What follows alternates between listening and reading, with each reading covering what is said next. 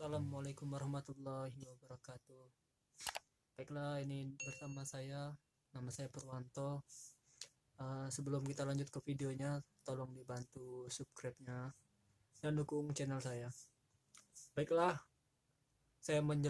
kali ini saya akan menjelaskan 7 cara agar bisa ke Korea dan juga berapa sih biaya ke Korea dan habis berapa dari Indo ke Korea. Begitupun biaya hidup di Korea berapa. Baik saja, langsung saja kita mulai. Untuk nomor 7 itu katanya sih, pertama kan kalau misalnya kita yang bekerja itu kan dapat visa E9. Sudah dapat E9 itu nanti ujian lagi, di upgrade. Di upgrade itu nanti dapat visa E7. Itu katanya kalau misalnya visa E7 tuh kita bisa rekomendasikan kayak istri kita atau keluarga kita, bukan satu orang, tapi makanya tuh visa E7 tuh susah, sama sedikit kuotanya. Nah, yang nomor 6 itu ya kita tuh nikah sama orang Korea sih. Ya kalau misalnya orang Korea lagi di Indonesia atau di Jakarta di mana, ya kalau kita otomatis nikah sama orang Korea, ya otomatis kita bisa ke Korea sih. Yang nomor 5 sih kayak staf-staf pemerintah. Ya kayak presiden pasti mudah ke Korea, atau duta-duta Indonesia atau staf-staf khusus kayak PNS kayak ini juga bisa sih dia tuh. Untuk nomor 4 itu kayak ini sih, orang-orang pelajar Korea, kayak orang kuliah dari Indonesia dapat beasiswa ke Korea, ya itu kan bisa juga. Itu kan ada tesnya, bisa cari di Google sih, banyak sih caranya. Ada yang juga ditanggung sama pemerintah, jadi ke Korea yang gratis, biaya kuliah gratis. Itu kan memang pilihan sih melalui beasiswa. Untuk yang nomor 3 ini khusus jalan-jalan sih, kita bisa lewat tour, tapi kalau sekarang kan corona nih, jadi nggak bisa. Tapi nantilah, tunggu ya habis corona, mudah-mudahan cepat dibuka lagi. Kalau mau kalian jalan-jalan ke tour itu katanya ada sekitar 20 jutaan, ada yang nggak nyampe, tapi katanya sih minimal tabungan tuh ada 40 juta di ATM untuk tembus visa. Tapi nggak tahu juga sih, saya belum pernah sih ke lewat jalan-jalan itu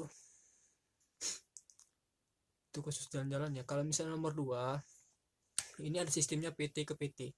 Jadi kalau misalnya itu khusus cowok, PT ke PT itu biayanya sekitar 140 juta di kerjanya di kapal. Nah, sama kalau misalnya ada PT khusus Indo, misalnya PT dari Korea mau rekrut untuk ini, bisa juga sih, ada juga yang kemarin loker. Sama kayak bank-bank Korea, tapi kerja di Korea bukan kerja di Indonesia kayak gitu. Jadi dia tugasnya di Indonesia, nanti dapat visanya bisa dari ini, di Korea. Nah, yang terakhir ini sistem yang paling banyak diminati orang, G2G. Jadi sistem dari pemerintah ke pemerintah. Ini yang paling susah sih. Apa yang dimaksud dengan pemerintah ke pemerintah? Ya jadi kan sistemnya nggak lewat PT lagi. Ada dia ini sistemnya kayak gini. Kita kayak satpam. Satpam itu kan dapat sertifikat nih. Nih sertifikat kayak gini. Nah, kita ujian itu cuma dapat sertifikat kayak gini. Nah, misalnya, tapi kalau misalnya satpam pasti kan 100% kan lulus, tapi nggak dijamin kerja. Nah, begitu juga sama ini. Tapi kalau misalnya di BNP 2TK ini, apa BP2 PMI ini sekarang ini kan sistem kan tes. Banyak juga yang ikut, biaya pendaftarnya 350.000.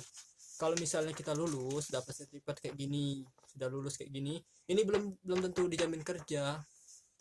Kita itu cuma dapat sertifikat kayak gini, terus sending data, jadi kayak lamaran online ke PT kayak ke Indonesia, tapi dia ngirimnya ke BNP 2 TKI, dari BNP 2 TKI langsung ngirim ke Korea gitu.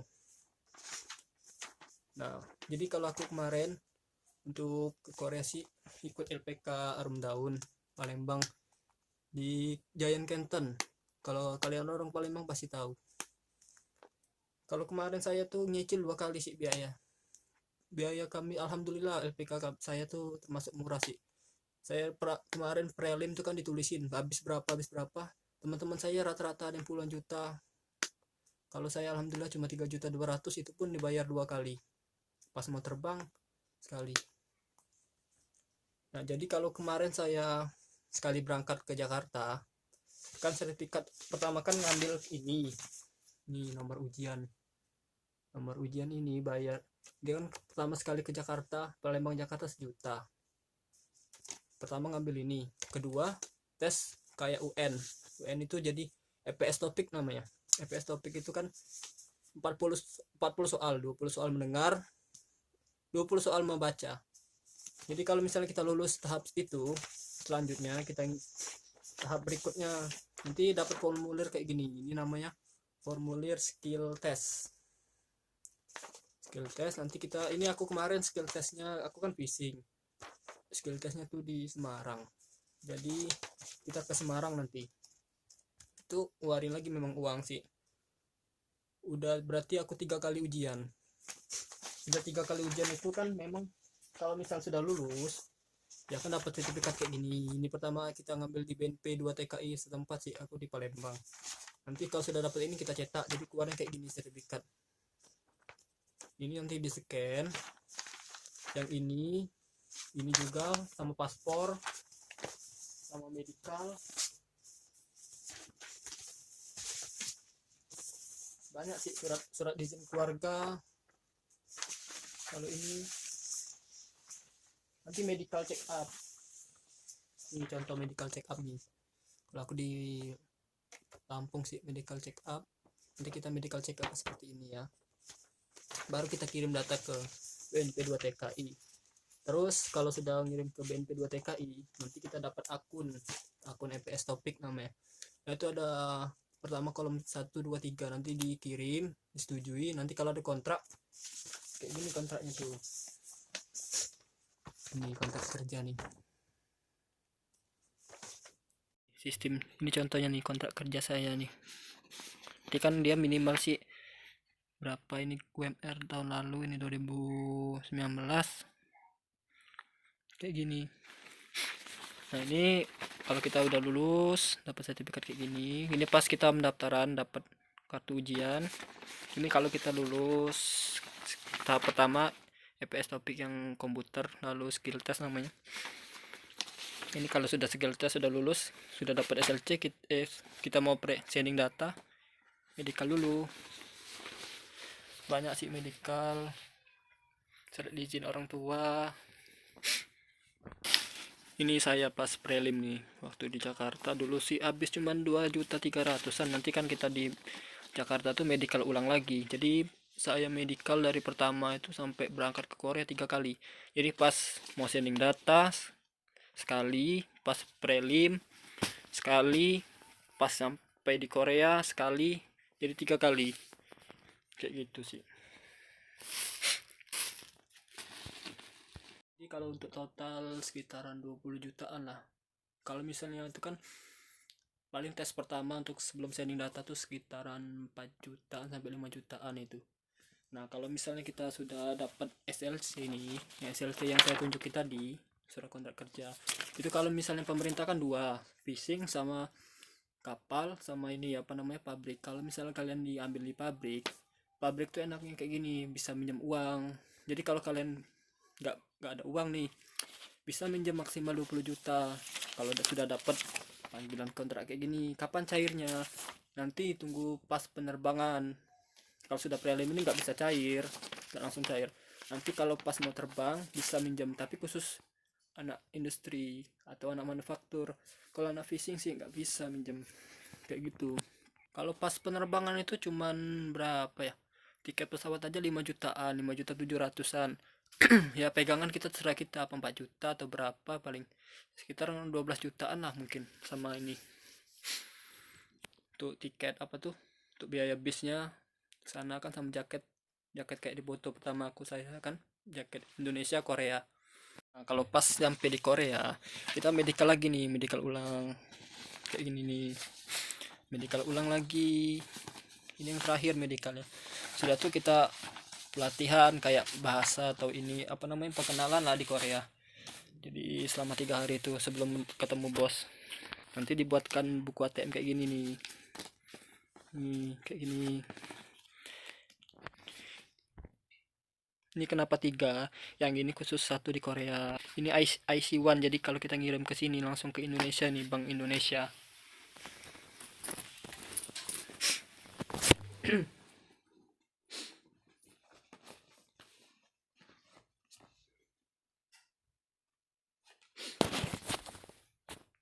Seperti ini nih kartunya nih. Nanti kayak gini kartu ini bisa untuk naik bis, untuk bisa kemana-mana sih. Kalau ini sih masa aktifnya sih sampai ini nih, lama juga nih. Ini kartunya nih. Nanti kayak gini kartu ini bisa untuk naik bis, untuk bisa kemana-mana sih. Kalau ini sih masa aktifnya sih sampai ini nih, lama juga nih. Kalau saya jelaskan untuk biaya hidup di Korea ya. Jadi untuk biaya itu kan sebenarnya ada di ininya sih. Kalau misalnya kayak gini, misalnya ada tulisannya apa namanya tuh, mesnya dikasih, makannya ini. Tapi ini kalau kerja fishing ini nggak tentu, pernah over sih, kebanyakan over sih kalau fishing. Kalau pabrik sih enggak. Ini kan ada tulisannya gajinya berapa, penginapannya ada enggak. Kalau fishing sih rata-rata ditanggung. Tapi kalau saya ini sih ini berhubung bertiga ya tinggal. Jadi kami kan orang 4. Di satu orang tuh bayar cuma 200.000. Apartemen ini 200 ribuan. Paling listrik tuh cuma habis 50 ribuan. Nah, kita beli bahan makanannya seperti beras. Beras itu harganya murah di Korea. Ini cuma 60 ribuan, 60 ribu won. Beras 60 ribu won. Daging sapi 17 ribu won. Telur 6 ribu won, apa 5 ribu won, 5 ribu won. Isi 30 butir. Kalau daging ayam 6 ribu sampai 7 ribu. Bebek 16 ribu. Murah-murah sih. Jadi paling nggak cukup lah itu untuk makan tuh. Kalau misalnya 600 itu udah lebih. Nah, misalnya untuk makan. Tapi kalau untuk restoran sih ada yang murah-murah.